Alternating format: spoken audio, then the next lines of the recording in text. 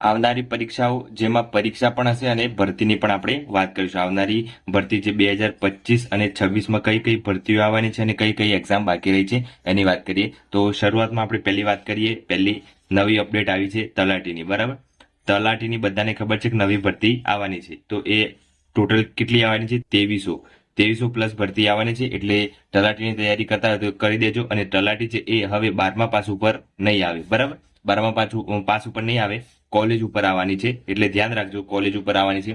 એટલે ગ્રેજ્યુએશન ઉપર છે તલાટીની ભરતી. એટલે ફોર્મ કેવા ભરાય છે એના ઉપર આધાર છે. અને એનો સિલેબસ છે, હજી સિલેબસ આવ્યો નથી. સિલેબસ આવ્યો પછી આપણે એનો બુક લિસ્ટ આખું બનાવીશું. તો વિડીયોમાં તમે નવા હોય તો સબસ્ક્રાઇબ કરી રાખજો, તો તમને બહુ યુઝફુલ થશે આપણી ચેનલ.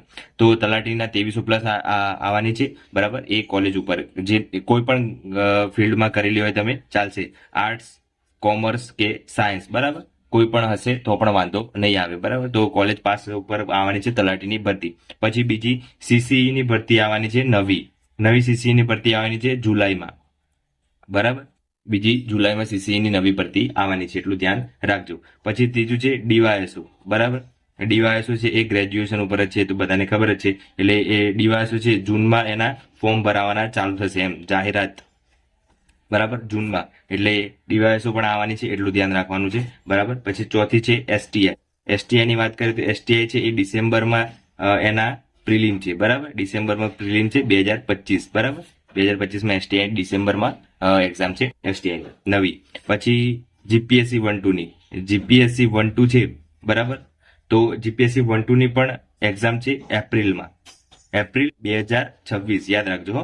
જે તૈયારી કરતા હોય જીપીએસસી 1-2 ની એ અત્યારથી જ મહેનત કરજો. 1 વર્ષ છે આપણી જોડે એમ સમજી અને જીપીએસસી 1-2 ની તૈયારી કરજો તો આવી જશે. પછી મેન બધાને રાહ જોતા હોય એ આ ભરતી છે. કઈ છે? નવી પોલીસની ભરતી આવવાની છે. બરાબર, ગુજરાત પોલીસ એ પણ. એટલે તૈયારી કરતા હોય જેટલા મિત્રો જેટલા પણ રનિંગમાં ફેલ થયા છો એ બધા તૈયારી કરી દેજો ટૂંક જ સમયમાં, જેમ કે ઓગસ્ટ અથવા સપ્ટેમ્બર. બરાબર, આ બંને મહિનાની અંદર જાહેરાત નવી થઈ જશે. અને ટોટલ કેટલી 14,000 જેટલી ભરતી આવવાની છે. બરાબર, એટલે મહેનત કરવાનું ચાલુ કરી દેજો. નવી ભરતી આવવાની છે, રનિંગ ચાલુ કરી દેજો. બરાબર, અને વાંચવાનું તો ચાલુ જ રાખજો, એટલે વાંધો નહીં આવે આ પોલીસની એક્ઝામ છે એ.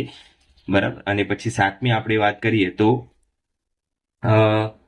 આરએફઓની. બરાબર, આરએફઓની છે એ 1/6/2025 એક્ઝામ છે. બરાબર, એ એસીએફ અને આરએફઓ. બરાબર, તો આ બંનેની ભરતી એક્ઝામ છે 1/6/2025માં. પછી કોન્સ્ટેબલની આપણે અત્યારે ચાલી રહી છે કોન્સ્ટેબલની. તો કોન્સ્ટેબલની છે એ 15/6 એક્ઝામ છે. બરાબર, બધાને ખબર છે 15/6/2025. તો કોન્સ્ટેબલની 15/6 છે. અને બીજી છે હાઈકોર્ટ બોર્ડની છે.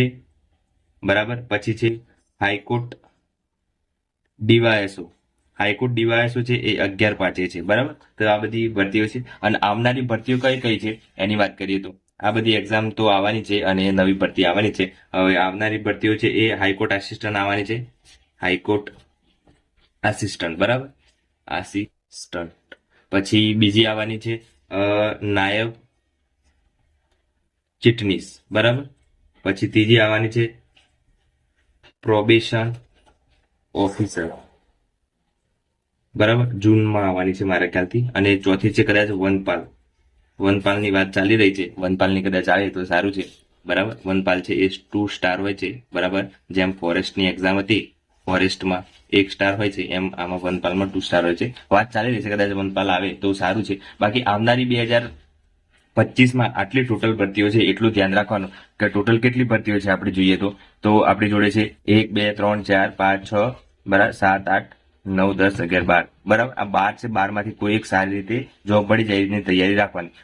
ઓલમોસ્ટ બધામાં સિલેબસ સેમ છે. મેથ્સ રીઝનિંગ તો બધામાં છે.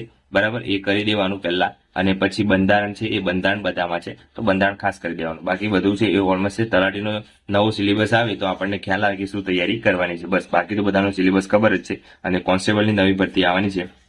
કોન્સ્ટેબલ અને પીએસઆઈની જોઈને તૈયારી કરો. એ ઓગસ્ટમાં ફોર્મ ભરાશે, તો રનિંગ અત્યારથી ચાલુ કરી દેજો. બરાબર, તો આજ માટે આટલું હતું. અને ચેનલ પર નવા સબસ્ક્રાઇબ કરી દેજો. વિડીયો ગમ્યો તો લાઈક શેર કરી દેજો. જય હિન્દ, જય ભારત.